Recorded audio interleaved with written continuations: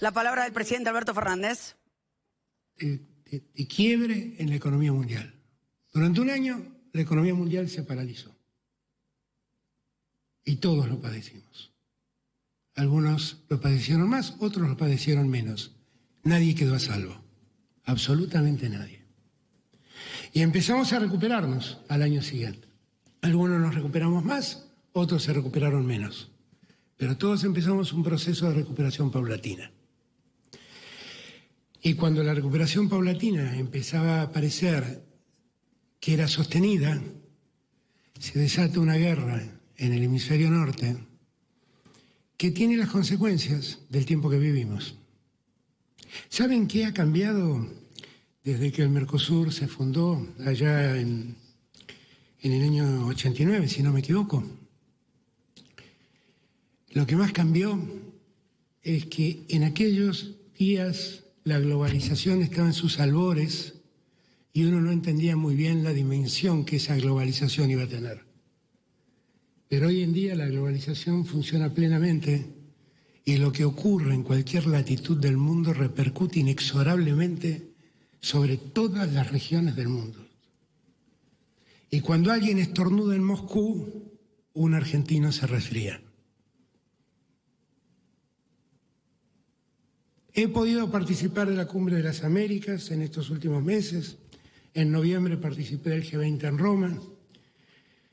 Hace 2 semanas estuve en el G7 en Múnich. Participé de la Cumbre Virtual de los BRICS. Todos tenemos una mirada común que habla de la complejidad que vive el mundo, de la enorme complejidad que vive el mundo. Un mundo que se divide. Una guerra desatada por la invasión rusa a Ucrania. Europa que queda en el medio del debate.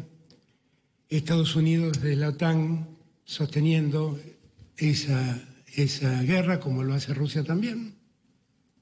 Ucrania padeciendo y el mundo hambreándose. Porque cuando Rusia y Ucrania entraron en guerra, lo que hay que tener en claro es que salieron del mercado millones de toneladas de trigo, millones de toneladas de cereales, millones de toneladas de girasol, que el 75% del aceite que se consume en Europa y que viene de Ucrania desapareció también, y que el hambre empieza a asediar al mundo entero. Y cuando fui al G7, que fui porque le pedí a Macron y a Scholz, en esta discusión de la guerra, ¿dónde está el hemisferio sur discutiendo? Que somos las principales víctimas.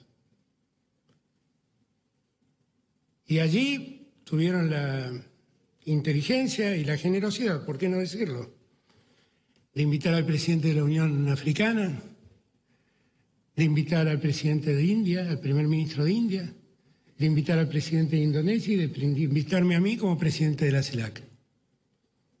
Y hay que escuchar ese mundo, ¿eh? Hay que escuchar a Europa decir que se queda sin energía. Hay que escuchar a Europa decir que sus inflaciones aumentan el 300, 400, 500%. Hay que escuchar a Estados Unidos decir que su inflación aumenta el 800%. Hay que escuchar a los trabajadores alemanes decir que sus salarios se deterioran porque no crecen a la velocidad que crece la inflación. Hay que ver cómo de repente el carbón volvió a ser importante cuando todos veníamos hablando de la necesidad de lo verde, de lo ambiental. ¿Saben por qué cuento todo esto? Porque tenemos que darnos cuenta del mundo en el que estamos. Y si no nos damos cuenta del mundo en el que estamos, nos vamos a equivocar. Nos vamos a equivocar mal. La FAO anunció hace un mes atrás que como consecuencia de este conflicto bélico, el mundo va a enfrentar una hambruna que va a lastimar a 300 millones de habitantes de este mundo.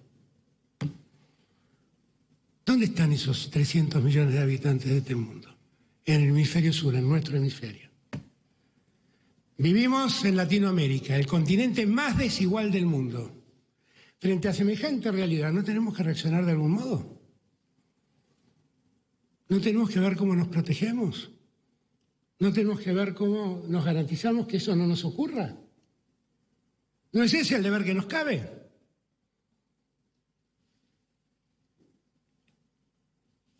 Tenemos una enorme suerte, que es que América Latina es una zona de paz.